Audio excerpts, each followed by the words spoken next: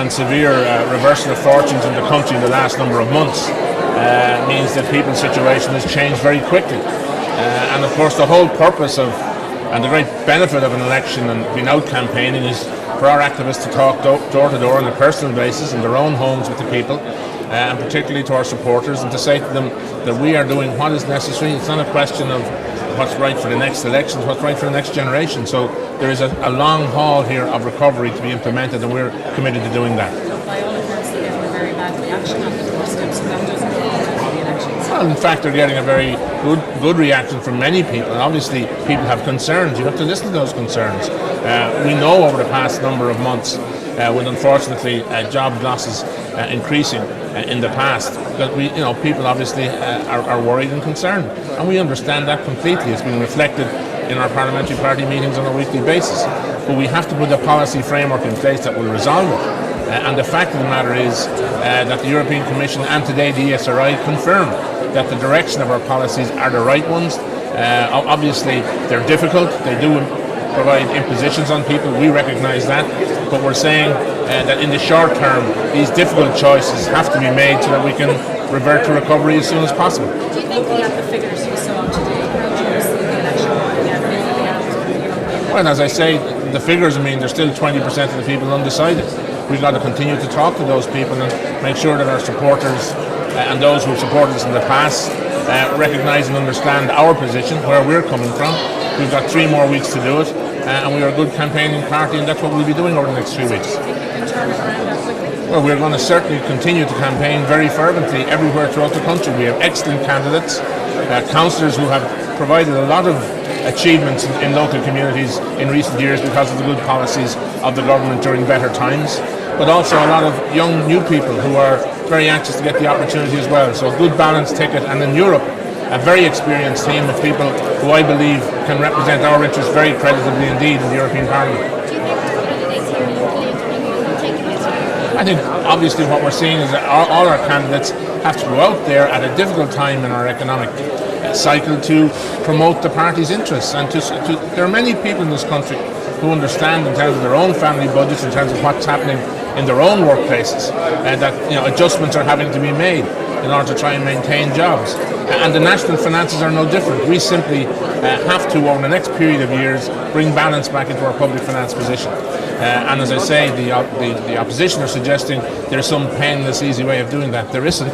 But the important point to also say is that there is hope for the future. The ESRI, as I've said today, say our medium-term prospects are good if we're prepared to take the necessary decisions in the short term, and that's precisely what this government is committed to doing, because it's the right thing by the country. The ESRI also said today that the blame for this recession and our difficulty in this country was 50-50, 50 globally and 50 what we had done domestically in recent years and in previous decades or so. Do you accept that we're... Of course. Of course, if things were, if one could have predicted then what has occurred now, like a Lehman Brothers collapse and the whole financial system worldwide been brought to its knees, and the impact that's having in the real economy, of course one would have sought to cushion against that possibility. But the reality is that we pursued policies in the best interest of the country on the basis of the best available advice, and there was no difference in terms of economic prospects during the last election, 2007. Everyone felt that we would be able to achieve 4% growth annually during the course of this administration.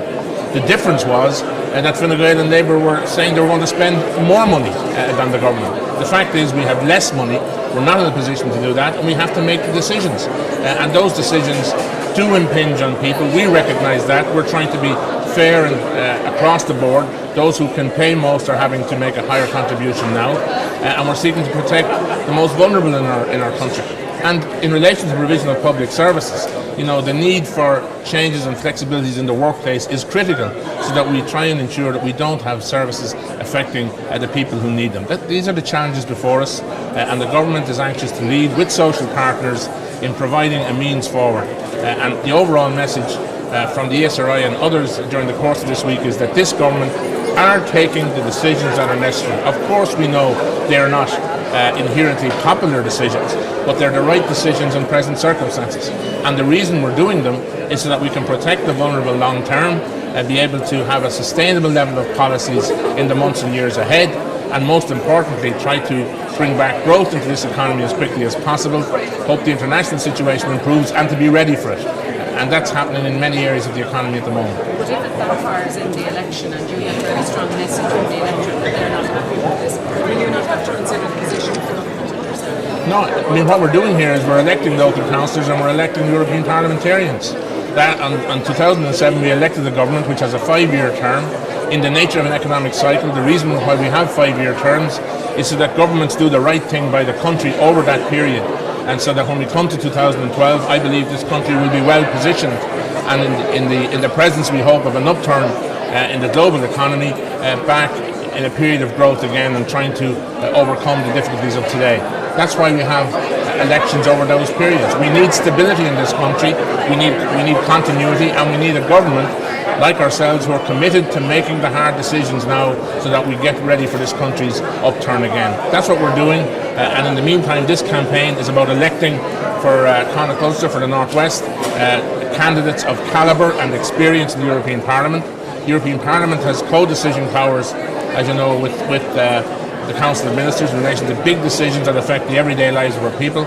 We have Pat the Cope in this part of the constituency, whom I know is really committed and ready to serve, as he did in the past, very assiduously and conscientiously for the people's interests in this area. And we're very delighted to have him on the ticket, and he and Pascal Mooney represent an excellent team for us in this constituency. As I say at all times, a good friend of mine, there's a procedure by which that happens. I've already said in Highland Radio, an application to the party will, I'm sure, be considered in the usual favourable way, but it's a matter really for the doc to make the first move, and I'm sure he'll do that in due course. You guys mentioned there's definitely they're putting on a united front here today, and in the backdrop the Fianna Fáil party is quite troubled in Donegal. Donegal politics is always a great place to come to, full of energy, full of commitment, full of competition. It's the real stuff up here.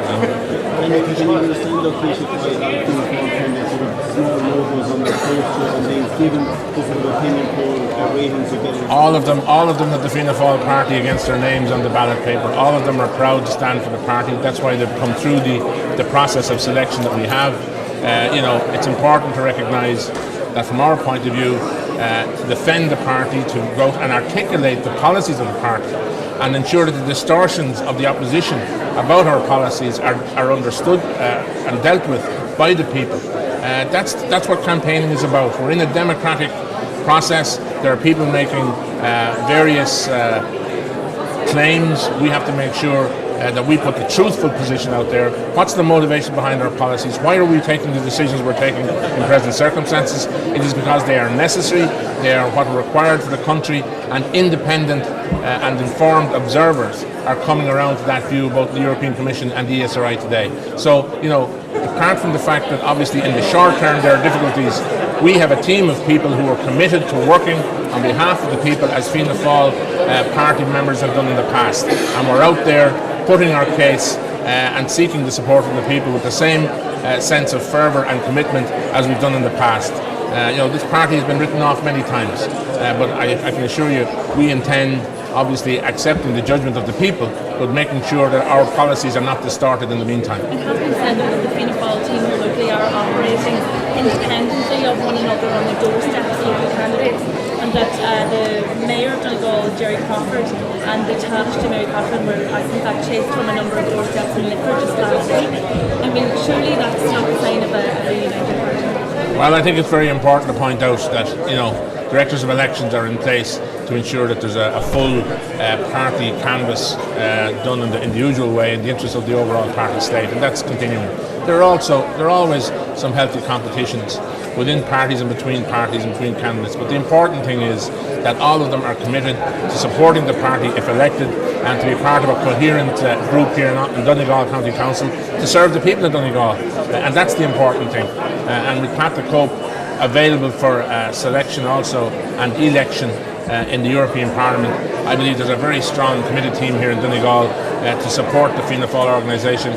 Get out there, make sure the people understand precisely where we're coming from, why it is we're doing what we're doing, and most importantly, committing to them that if elected, we will work on their behalf as assiduously as we have always done, and as to why we've always received their support in the past. Thank you very much. Okay.